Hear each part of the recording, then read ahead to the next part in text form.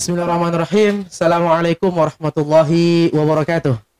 Assalamualaikum warahmatullahi wabarakatuh. Alhamdulillahirabbil alamin. Shalatu wassalamu ala asrafil anbiya'i wal mursalin Muhammadin wa ala alihi wa sahbihi ajma'in, amma ba'du. Alhamdulillah, kita bersyukur kepada Allah Subhanahu wa taala pada sore hari ini kita dipertemukan dalam keadaan sehat walafiat yang dalam rangka kita podcast nih Ustaz. Ya. Terkait dengan 10 terakhir Ramadan itu apa istimewanya. Baik, sebelumnya teman-teman bisa lihat langsung podcast ini di IMM Banggai TV. Bisa like, share, and subscribe. Jangan lupa untuk like dan juga subscribe semuanya ya. Ya, sebelumnya Ustaz, jadi ruangan ini adalah tempat anak-anak muda nongkrong biasa ya, makan roti Minum ya. kopi. Makan roti, ada juga es di sini Ustaz. Jadi jangan dulu sekarang, nanti sebentar. kita cicipi setelah azan maghrib ya, saya kira seperti Ustaz. Sudah dibayar. Baik, jadi di sini ini namanya Tuan Roti ya, bisa teman-teman cek di Instagramnya, ada di Tuan Roti Luwuk. Jadi sih harganya terjangkau ya. Ada berbagai macam roti Ustaz. Ada roti kepang, pokoknya segala macam ya, ada di sini. Jadi kalau mau buka puasa bisa di sini langsung atau dibungkus dibawa di rumah. Ya, seperti itu. Ya. Oke, jadi teman-teman imawan dan imawati sekalian, seluruh pemirsa dan pendengar, hari ini kita kedatangan tamu spesial ya. Pemateri kita, beliau merupakan alumni dari Universitas Lipia. Beliau menyandang gelar LC dari Lipia. Kemudian beliau merupakan pimpinan pondok pesantren Darul Hikmah dan sebagai ketua majelis dakwah tabligh tarjih tajdid di pimpinan dakwah pimpinan daerah Muhammadiyah. Iya, baik. Siap. Jadi bagaimana kabarnya Ustaz? Sehat-sehat ini Ustaz? Alhamdulillah sehat-sehat meskipun lagi puasa. Masya Allah. Sehat terus insyaallah. Iya. Keluarga alhamdulillah sehat-sehat. Ya. Kalau santri lagi pada libur. Santri pada libur ya. Adik saya juga sudah baru pulang Ustaz. Masya Allah. Baik, ini menarik Ustaz ya.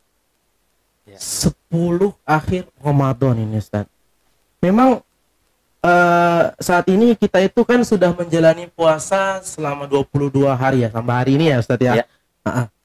Nah, tapi rasa-rasanya itu masih ada yang kurang Ustaz. Masih ada apa begitu ya. Dan memang ini semua habis puasa, tapi ini masih penasaran saya Ustaz. Apa istimewanya ini di akhir-akhir Ramadan ini, 10 akhir Ramadan ini? Pasti ada hal yang istimewa di situ Ustaz. Mungkin bisa Ustaz jelaskan terkait itu? Iya, 10 hari terakhir bulan Ramadan ya, sebenarnya sih bukan tinggal 10, tinggal 8 kan. Tinggal 8 lagi ya. Atau bahkan tinggal 7. Kalau Ramadannya 29 ya berarti tinggal 7. Masya Allah. Kalau Ramadannya 30 masih tinggal 8. Saya mengutip suatu ungkapan Syekh Imam Ibnu Rajab Al-Hambali. Beliau mengatakan, Inna syahra Ramadan qad azama 'ala rahil. Ramadan ini sudah mau pergi. Walam yabqa minhu illal qalil. Yang tinggal ini tinggal beberapa hari saja. Sudah masuk hitungan jari maksudnya. Faman ahsana fa'alaihi tamam. Kalau yang dari awal sudah bagus Ramadannya, ayo kita sempurnakan bagus teruslah sampai terakhir. Wa man farrata falyuhtimhu bil husna. Kalau dari awal Ramadannya kurang bagus, kurang ibadah, kurang diisi, maka hendak dia menutup dengan kebaikan-kebaikan. Karena amalan itu dihitung di ujung-ujung. Di ujung-ujungnya. Kalau ujungnya bagus, insya Allah yang buruk di awal tertutup. Iya. Tapi kalau bagus di awal, ujungnya buruk, Nah, ini yang bahaya. Ini danger memang, Nah, bahaya yang ini Ustaz ya. Jadi paling tidak di 8 hari terakhir ini kita maksimalkan. 10 hari terakhir bulan Ramadan ini keutamaannya itu diantaranya adalah disitulah tempatnya orang mengumpulkan kebaikan sebanyak-banyaknya. Bahkan sampai Nabi mengatakan kepada keluarganya dalam sebuah hadis dari Aisyah, karena Nabi idza dakhala al-ashrul awakhir, Nabi kalau sudah masuk 10 hari terakhir, syadda mi'zarahu, mengikat kencang pinggangnya. Mengikat kencang. Pokoknya dia tidak terlalu banyak mengurus urusan yang bisa mengganggu ibadah. Masya Allah. Jadi kalau di awal masih bisa, tapi di ujung-ujung ini dia mau melaksanakan seluruh kegiatannya itu bernilai ibadah. Wa ahya lailahu, beliau menghidupkan malamnya. Jadi kalau malam itu ya dihidupkan, bukan dengan main domino gitu ya. Masya Allah, bukan tapi dihidupkan dengan berbagai macam bentuk ibadah lah. Bahkan bukan cuma itu, wa aiqaza ahlahu, dia bangunkan keluarganya yang sudah berkeluarga. Ya, yang belum jangan paksa. Basah ya. Kalau yang belum biasanya bawa gitu kan. Ya paling tidak wa aiqaza ahlahu, dia bangunkan keluarganya, karena Nabi sudah mengajarkan kepada kita bahwa kalau kita bangun malam, usahakan setelah kita bangun malam bangunkan keluarga. Dia juga untuk bangun malam. Nah, jadi Nabi mengatakan kepada kita bahwasanya 10 hari terakhir itu adalah tempatnya sebanyak-banyak mungkin ibadah kepada Allah. Dengan berbagai macam ibadah ya, bukan cuma sholat. Iya, bukan cuma sholat ya. Okay. Bisa zikir. Makanya Nabi Aisyah mengatakan bahwasanya innahu la yusolli laila kamilah hatta yusbih. Beliau itu kalau sholat 10 hari terakhir itu bukan sholat terus dari habis isya sampai pagi, tidak. Meskipun beliau tidak tidur, tapi bukan cuma sholat, tapi segala macam ibadah. Beliau bisa berzikir, capek kan berdiri. Iya, sholat. Duduklah berzikir. Subhanallah. Habis itu doa. Sebanyak-banyaknya doa. Macam-macam doanya, kita mau isi dengan doa apapun. Nanti kalau di hari terakhir ini dianjurkan membaca Allahumma innaka afuwun tuhibbul afwa fa'fu anni. Apa artinya tuh Ustaz? Ya Allah, sesungguhnya Engkau Maha Pengampun dan Engkau suka memaafkan orang atau mengampuni orang lain, maka ampunilah saya.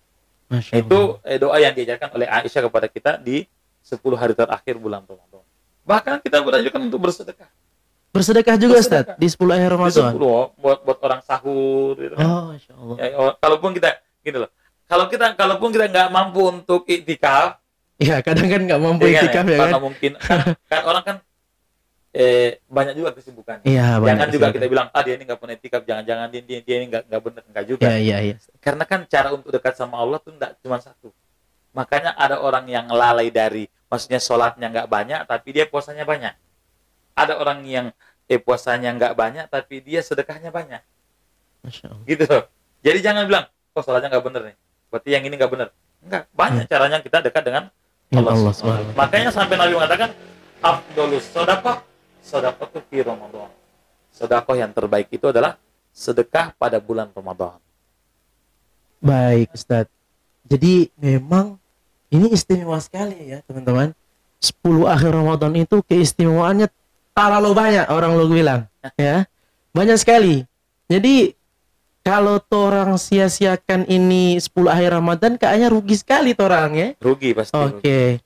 Nah ini Ustadz, jadi dari masih kecil ini sampai sekarang itu ada yang istimewa yang selalu saya dengar setiap 10 akhir Ramadan itu adalah Lailatul Qadar. Lailatul Qadar Ustadz.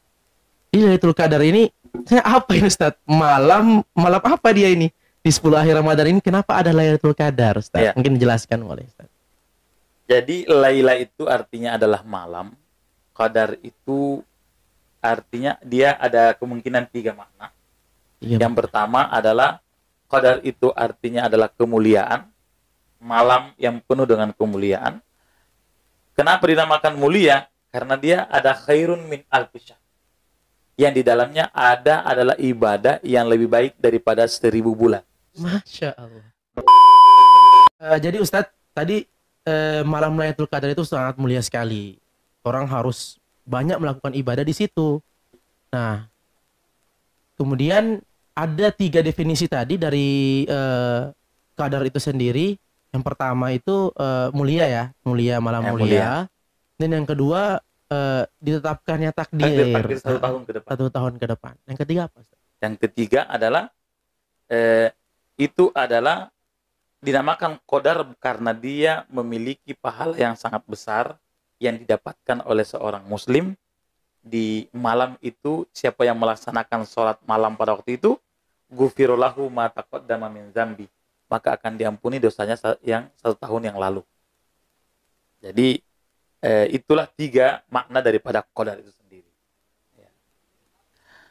Nah, itu dan malam Lailatul Qadar ini memang memiliki keistimewaan karena Allah taruh di ujung-ujung ini. Tujuannya adalah hanya betul-betul untuk menyaring orang yang serius. Menyaring orang yang serius. Menyaring. Ya kalau di Liga Dangdut saja ada namanya di eliminasi, maka dalam ibadah pun, dalam Ramadan pun akan tereliminasi. Masya Ya, kalau orang yang tidak serius dari awal sampai ujung. Nah, coba kalau kita bayangkan kalau seandainya Lailatul Qadar Allah taruh di hari yang kelima. So ditentukan memang hari kelima. Oh pasti banyak yang dapat. Dan di awal. Nah kira-kira ini 25 hari ke belakang ini ada yang mau hadir ini? Intinya sudah dapat. Sudah dapat intinya. Nah tapi Allah rahasiakan dan Allah taruh di ujung. Bahkan Allah taruh di hari-hari ganjil.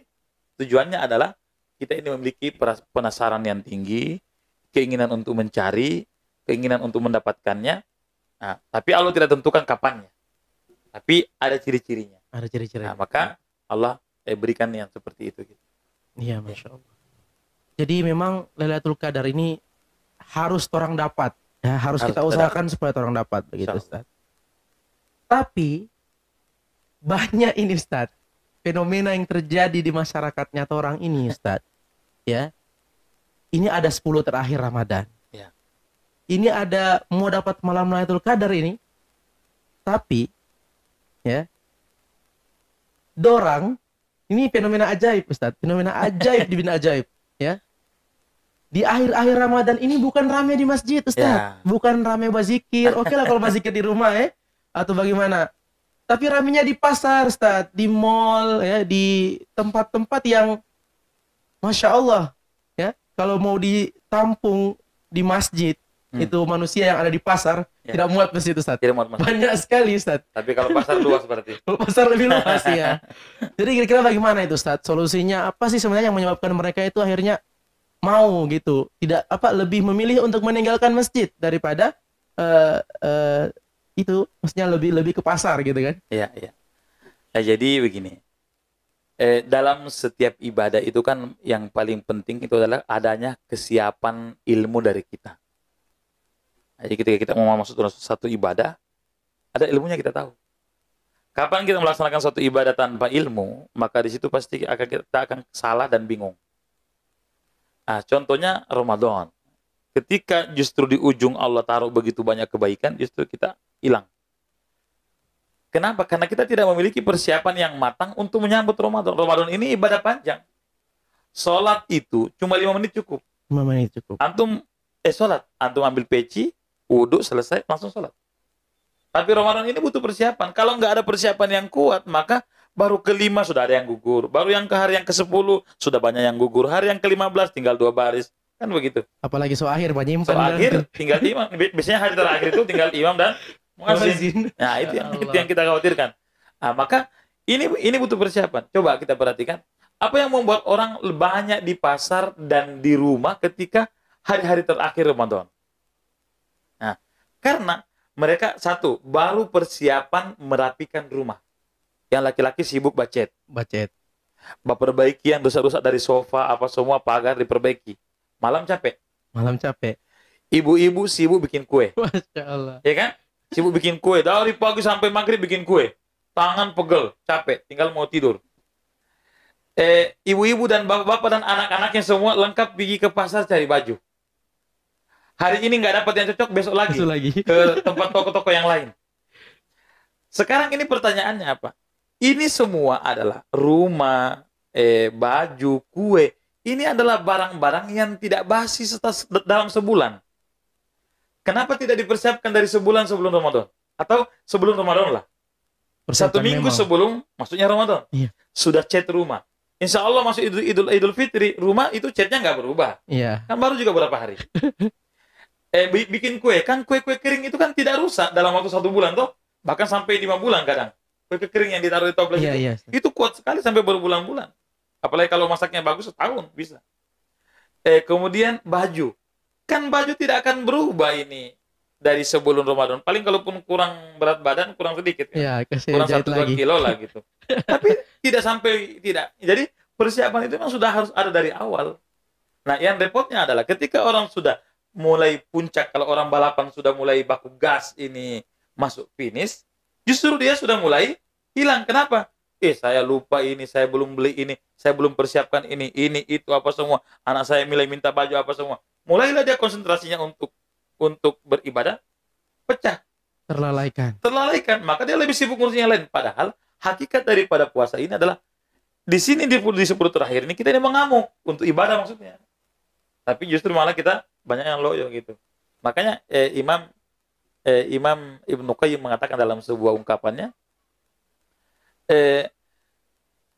innal khayla, sesungguhnya kuda yang dipakai untuk berlomba, pacuan kuda, idza syarafat nihayatul midmar, kalau dia sudah ketemu dengan atau dia sudah melihat garis finishnya di sana, ada pita di sana tergantung, yang nanti dia tabrak dengan mukanya sehingga dia yang juara. Bazalat kusara juhdiha litafuza fis sibak. Dia keluarkan seluruh tenaganya untuk sampai di finish itu supaya dia yang menang dalam perlombaan. Fala takunil khailu aftanu minka. Jangan sampai kuda ini lebih pintar dari kita. Betul, Ustaz. Kuda ini dia lihat garis finish, kuda yang tidak ada akalnya. Kuda saja. Dia lihat garis finish, dia tambah pacu kuda kencang. Coba lihat karapan sapi. Iya. Kalian di Madura itu. Kalau sudah dia lihat garis finish, dia tambah nanti di ujung tajung kijungkir, enggak apa-apa. Yang penting sudah duluan mukanya kena garis finish. Sudah kena garis finish duluan. Jadi memang fenomena ajaib ini sudah menjamur di masyarakat. Iya. Dan seperti yang Ustaz katakan tadi, ya, jangan sampai orang macam kaladen kuda begitu kan, yang pas dapat garis finish itu dia makin pacu, dia punya kecepatan. Justru kita yang diberikan akal dan akal sehat oleh Allah Subhanahu wa taala, diberikan kemampuan untuk beribadah, malah lalai kan, malah lebih memilih ke pasar. Tadi itu menarik sekali Ustadz, bikin kue dari pagi sampai malam, sampai pegal-pegal tangannya. Tinggal tidur malamnya, so lupain Lailatul Qadar kan, so lupa semua ini gitu Ustadz. Ya, jadi memang persiapan dari awal kita harus persiapkan diri baik-baik. Dan tamu yang agung ini, bagaimana dia nantinya melapor kepada Sang Khalik, kepada Allah Subhanahu wa taala di akhir-akhir Ramadan itu gitu loh kan Ustaz. Iya. Oke. Jadi teman-teman, jangan lupa untuk kita hidupkan malam-malam di malam-malam Lailatul Qadar ini, 10 akhir terakhir Ramadan ini. Karena itu jangan sampai kalah dengan kuda tadi Ustaz bilang ya. Kayaknya sangat berkesan tuh tadi. Ya, kuda itu sangat berkesan sekali ya Ustaz. Baik. Takut kita kalah sama kuda. Yang terakhir ini Ustaz, ya.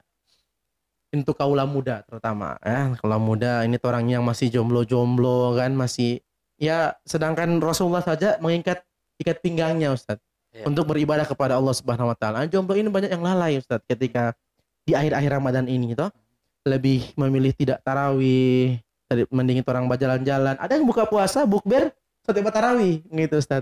Banyak sekali kan. Jadi apa nasihatnya Ustaz untuk kita ini, tips dan triknya buat orang agar supaya teman-teman ini kaula muda, mewati semua sahabat-sahabat sekalian bisa makin semangat, terutama menghidupkan malam-malam Lailatul Qadar ini Ustaz. Ya. Nabi mengatakan dalam sebuah hadis, khairul amal madawama wa in qalla. Sebaik-baik amalan itu adalah amalan yang kontinu kita lakukan meskipun tidak banyak. Tidak banyak ibadahnya, tapi konsisten itu yang terbaik. Konsisten biar tidak banyak. Biar tidak banyak. Apalagi kalau banyak dan konsisten. Masya Allah. Makanya dalam sebuah ungkapan salah seorang ulama beliau mengatakan al-istiqomatu khairun min alfi karomah. Istiqomah itu atau konsistensi itu lebih baik daripada 1000 karomah yang Allah berikan kepadamu. Karena yang memasukkanmu ke dalam surga bukan masalah karomah, tapi masalah bagaimana engkau konsisten dalam melaksanakan suatu ibadah. Maka pesannya adalah kita ini mau ibadah ini untuk siapa? Niatnya untuk apa? Niatnya untuk siapa? Untuk apa? Yang membuat orang ini loyo semangat. Kalau niatnya itu karena manusia, karena dunia, maka nggak akan lama. Tapi kalau niatnya karena Allah, ya mau dipuji tidak dipuji, mau dilihat orang tidak dilihat orang, mau sendiri atau banyakkan, kalau dia karena Allah, dia konsisten. Kenapa? Karena dia tahu bahwasanya senantiasa Allah melihat dia. Dimanapun dia berada, dia senantiasa merasa diawasi oleh Allah Subhanahu Wa Taala. Maka jadikanlah ibadah itu betul-betul ikhlas karena Allah. Ikhlas karena Allah. Kapan ibadah kita hanya ikut-ikutan, maka kapan orang yang kita ikuti tidak ada, kita juga berhenti. Kan cuma ikut-ikutan. Nah, auto berhenti. Kenapa? Karena dia cuma ikut-ikutan. Kapan yang diikuti nggak ada, maka dia juga berhenti.